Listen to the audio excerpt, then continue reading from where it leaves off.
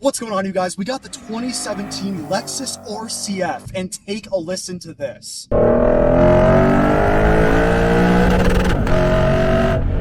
Under this hood, you get a Japanese-made 5-liter V8 that just sounds so exotic. This engine makes 472 horsepower and 395 pound-feet of torque, and it feels so good. The power is so linear as you climb up that RPM gauge. This car will do 0 to 60 in 4.2 seconds and the quarter mile in 12.7 seconds. Now, in modern day numbers, that may sound a little bit slow, but this car is not necessarily about just the speed. It's about the experience. This car does weigh 3,900 pounds, which is part of the reason why this wasn't a huge success, because you can buy the M4, which is much easily able to be tossed around in the corners and faster in a straight line, but this is just so different, and it's such a rare car too. This is one of those cars where if you told me you bought one and it was an investment, I actually would not disagree with you. Starting off on the exterior, when you walk up to this car, you get that signature Lexus grille that looks beautiful, but it is a bit controversial. Definitely depends on the person's taste. And you get these weird styled headlights. It looks like the Porsche Taycan. However, if anything, the Taycan took that design from this car. And right in the middle of this hood, you get a functional hood vent. You know, there are not that many elements about the exterior design of this car that make it an obvious giveaway that it's a sports car. You have to have someone who has a trained eye to be able to spot this car and know that it's special. The front end of this car is relatively short, which I really like about this car. Driving cars that have long hoods, I feel like it makes it harder to predict when you're going to hit something or being able to take corners sharply. And also in the front of this car, this has to have some of the brightest brights you and I have ever seen in our lives. I'm serious. If there's a legal limit for how bright your brights can go, I know there is. This has to be like right there. Moving along to the side of this car, you get a beautiful F badge, and look at those wheels. They are massive, and look at those brakes. Those are 8-piston brakes that take up almost the entire wheel. And not gonna lie, this car absolutely needs those. With the speed this car has, and that sound of that engine just urges you to keep on flooring it, shifting. And suddenly you're at 100 kilometers an hour, and you hit those brakes, and even with the brakes that this car has, it's not that good. And don't mistake that for them being bad. I would have just asked for a bit more braking power in this car. And on the roof of this car, you do get a sunroof, and let me tell you, there is nothing better than putting down all of the windows, opening the sunroof, and listening to that exhaust. It's insane. And moving along to the back of this car, let's jump into one of the most beautiful design elements of this Lexus. You have diagonally placed quad tip exhausts that are massive, and once again, please take a listen to this. In the back of this car, you also get an adjustable spoiler. That is awesome. Awesome. There's a button in the interior, which we'll jump on in just a moment, but that is so cool. Nothing too crazy when it goes up, but just that little touch, that little unnecessary luxury touch. That is what this car is all about. You also get a badge in the back that says RCF, and that's about it. Those are all the obvious elements that this is a serious sports car. You have the big brake calipers, you have the hood vent, you also have vents on the side of this car next to your wheel well, and then you have the F badge on the side, the RCF badge in the back, and that's it. If you don't see those, you do not know that this is an insane Lexus car. And as for tires, this car has 275s in the back and 255s in the front. They could use some wider tires in this car, because this does have serious traction issues in first and second gear. But not gonna lie, kind of makes it more fun. To wrap up the outside of this car, it has a very nice, classy, sleek design. This is like a gentleman's Mustang GT kind of car, and it's just so rare. It's pretty undercover for the untrained eye. I do like it. The front end is a little bit weird, but I can get over that. This car is beautiful in my opinion. Now, when you first open the door in this car, you immediately notice that every material used in this car was meant to just feel like luxury. Just on the door panel, you get some carbon fiber touches, you get Alcantara, and it's just such a beautiful design. Now, this interior is not your typical modern day car interior at all. It is very unique in the sense of it lacks the modern day type of technology, but it goes all the way in on just classiness. You know, most cars have LED strips that you can turn to purple, all this, multiple big screens, all this kind of fancy stuff everywhere. This, you get in and you feel like you're just sitting in a $1 million mansion on wheels. Let's start with the seats. Look at how absolutely beautiful they are. You also get F placed right on your headrest on all of the seats, including the back seats as well. And this design is one of the most beautiful seat designs I've ever seen in a car. And there is leather everywhere. Even the roof is Alcantara. They could have used some cheap material there, but no. Guys, I hate daylight savings time. Like, it's literally like 2 p.m. and the sun is right in my eyes. Another sign that this is a very special car is there is a Lexus clock right in the middle. This car has its own Rolex. Right when you jump into the driver's seat of this car and turn the car on, the steering wheel comes forward and presents itself to you. It has a very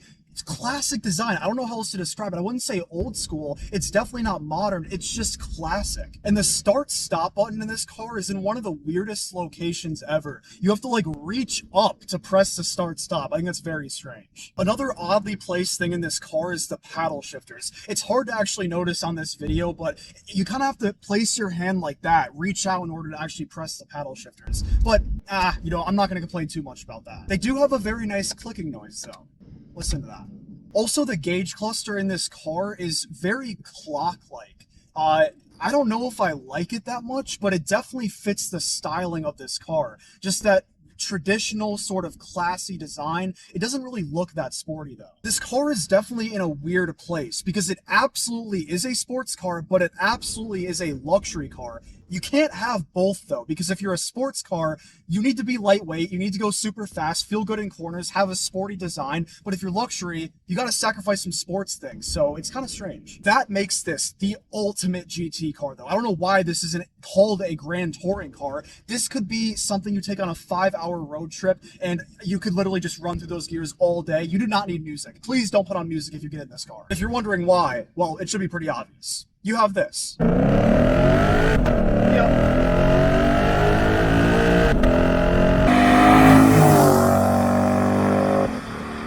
This car does have an infotainment system and screen right in the middle that, once again, an average person would say that looks pretty outdated for 2017. You control it with this cool little touchpad at the bottom, and a lot of people would say touchpads are annoying, but it has this very sensational vibrating that goes through it when you actually click it and touch things. One weird thing is if you go into the fuel consumption, your best fuel consumption is actually your worst. So Lexus just wants you to go ham on this car. And if you buy this car and don't floor it every 3 seconds, you may have psychiatric issues.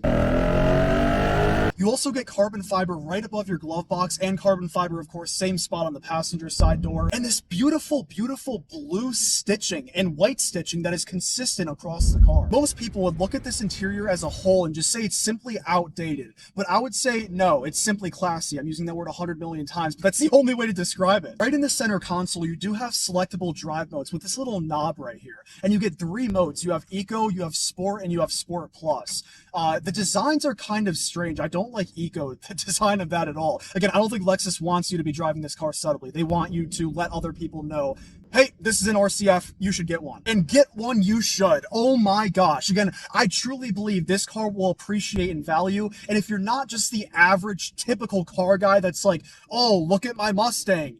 No, you don't need everyone to be looking at you and complimenting you. It's way cooler when somebody who just knows what this car is, sees it, and then compliments you, because that is special. And you feel special driving this car, like really you do. It's like the baby LFA. Some people are going to hate me for saying that, but it is. And there are also F badges everywhere. You get F on the side, on the exterior, you get F in the back, you get F on the doormats, you get F twice inside of the gauge cluster, one when you start it up, one on the speedometer, you get F on your steering wheel. I'm sure there's a million more Fs that I haven't even counted yet. On the left side of the passenger footwell, you have that spoiler button, and oh man, I mean, I've driven a Porsche a few times in my life. That is an incredible experience. And just having that button, I don't know, why does that make me feel cool? And I waited a while to say this, but I figured this would go without saying because it's a luxury car. Of course, you get heated and cooled seats. And while we're in that area, the shifter here is very strange. It's very cool looking, by the way. It still continues that blue and white stitching along in the interior, but it's like this maze. It's kind of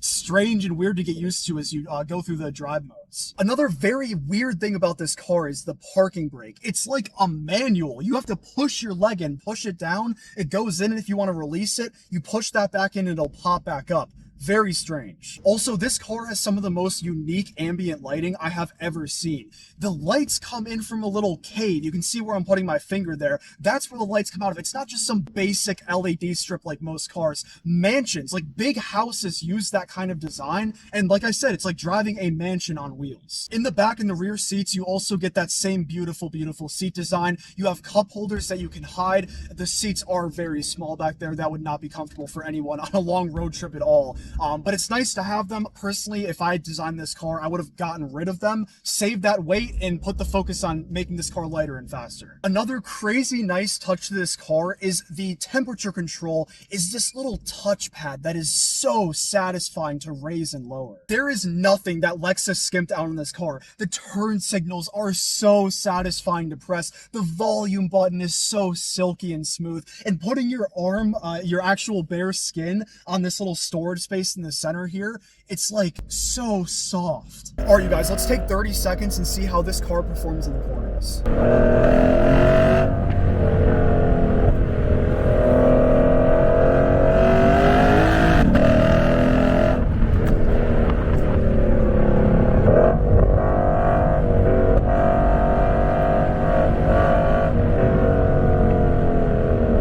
We're definitely pushing this thing. Not bad in the corners. I did expect worse.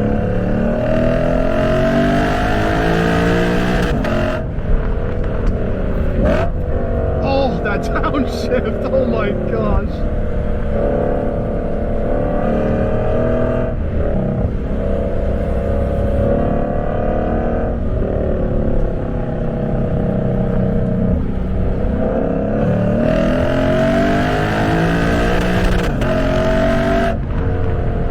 Okay, that is everything about this car. Let me know if you guys would choose this over a Mustang GT or possibly even a BMW M car. Not sure if that is in that area of competition there, because again, this is just a different style of car, but still, you know, when you're in that price range, you have to consider all types of cars. That's going to be it for this one, and enjoy the edit in 3, 2, 1. Peace.